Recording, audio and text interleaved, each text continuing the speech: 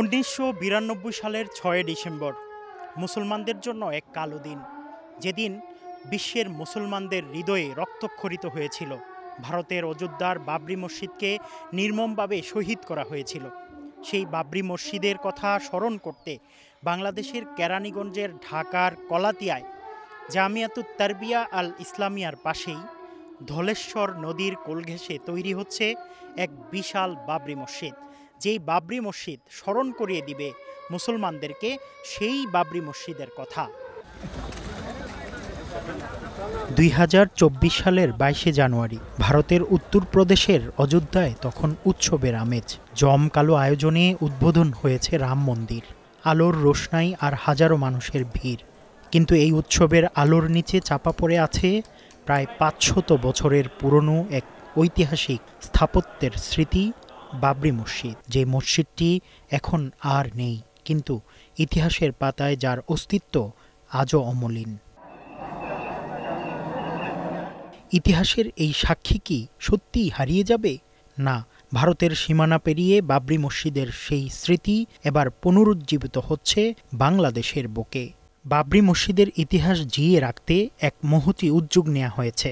শাইখুল ইসলাম আল্লামা শাহ আহমদ শফী রহমতুল্লাহি আলাই এই মসজিদের ভিত্তিপ্রস্তর স্থাপন ও উদ্বোধন করেন। প্রায় 6 বিঘা বিশাল জমির উপর চলছে এই মহাযজ্ঞ।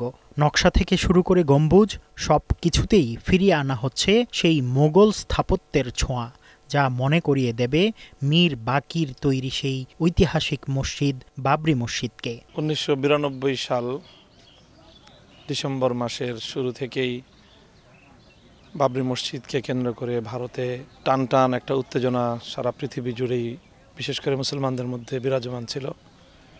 ঠিক ওই সময়ে 6 ডিসেম্বর গভীর রাতে খবর আসে বাবরি মসজিদে হামলা চালিয়েছে এবং বাবরি মসজিদকে নির্মমভাবে তারা শহীদ করে দেয়। সারা পৃথিবীর মানুষের কাছে বাংলাদেশের মানুষের এই লং মার্চ, বাবরি মসজিদের প্রতি তাদের এই ভালোবাসা, এই আবেগ, এটার একটা ব্যাপক জাগরণ সৃষ্টি হয়, উম্মার মধ্যে একটা জাগরণ সৃষ্টি হয় এবং বাবরি মসজিদ এই ট্র্যাজেডিকে কেন্দ্র করে ভারতবর্ষ জুড়ে মুসলমানদের মধ্যে একটা নতুন চেতনার বন্যী শিখা আমরা মনে করি ছড়িয়ে পড়ে।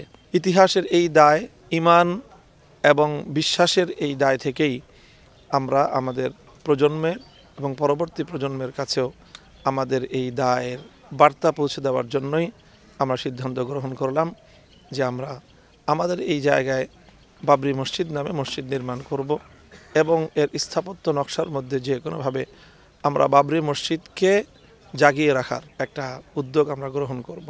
সেই হিসাবে 2020 সালে আমরা বাবরি মসজিদের ঘোষণা দিই।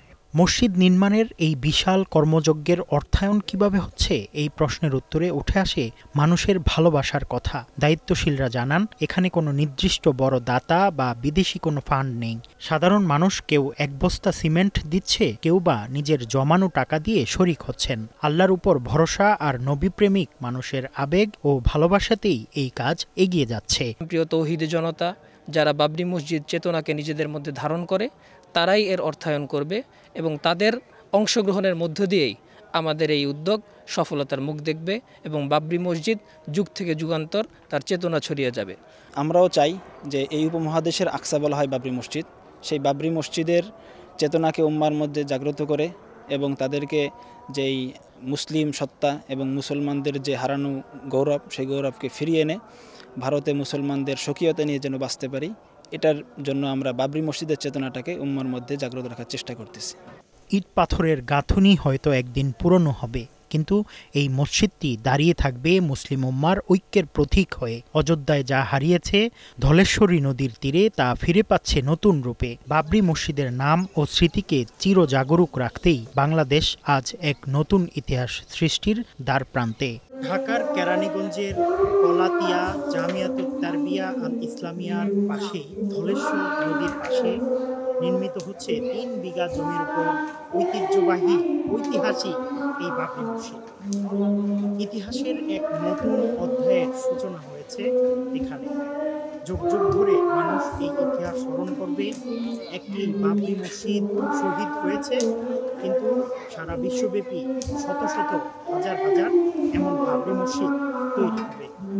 এই ইতিহাস মানুষ যুগ যুগ মনে রাখবে। মুফতি আব্দুল্লাহ তামিম, সময় সংবাদ, ঢাকা।